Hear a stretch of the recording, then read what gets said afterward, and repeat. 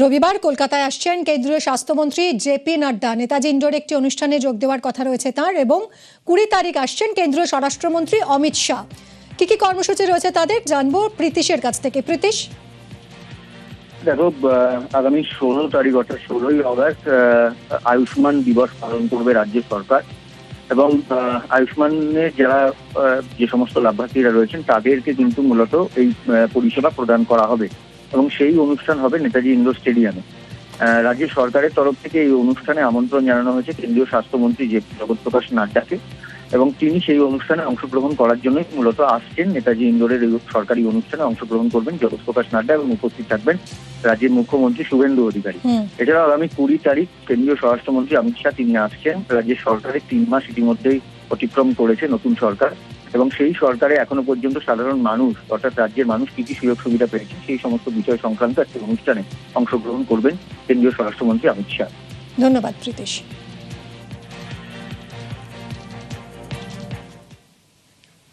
দিল্লিতে ছাত্র আন্দোলন নিয়ে সব প্রশ্নের জবাব দিতে প্রস্তুত। সংসদ চত্বরে দাঁড়িয়ে নিজেই জানিয়ে দিয়েছেন কেন্দ্রীয় স্বরাষ্ট্রমন্ত্রী অমিত শাহ।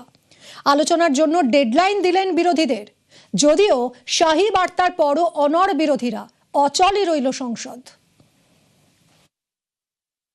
मेरी ओर से भी मैंने कह दिया है कि मैं किसी भी सवाल का जवाब देने के लिए संसद में तैयार हूं, मगर वो चर्चा ही नहीं होने देना चाहते। अब जनता तय करे कौन भाग रहा है। विपक्ष को कहना चाहता हूं कि आप एक पत्र 2 बजे तक लिख कर दे दीजिए स्पीकर साहब को। 3 बजे से चर्चा चालू कर देंगे, और कल 3 बजे मैं जवाब दे दूंगा सारी चीजों का। अब विपक्ष ने तय करना है कि उनको चर्चा करनी है या हंगामा करना है। We are not interested in listening to Mr. Amit Shah's imagination. We are not interested in him giving us a lecture or a discussion.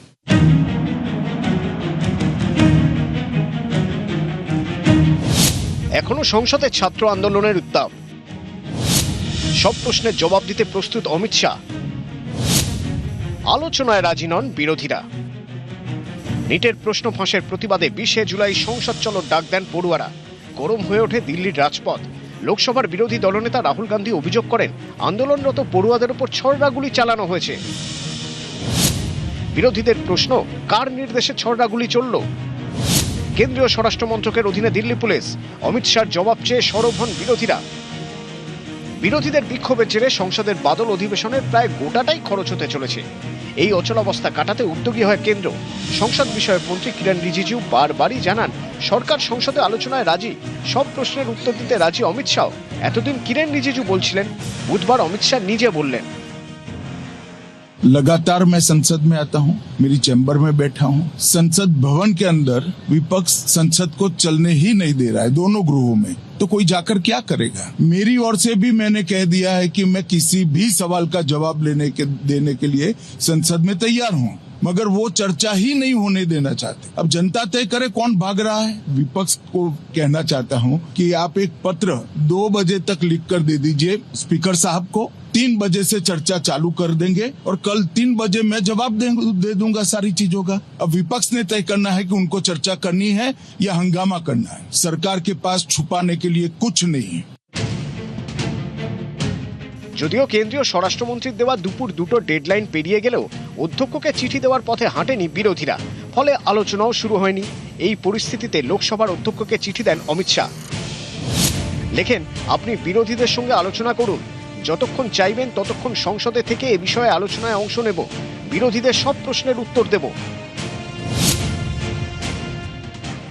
Who gave the order to shoot those students? Who gave the order to beat the students with lathis, with nails? Who gave that order? That order was implemented by the Home Ministry.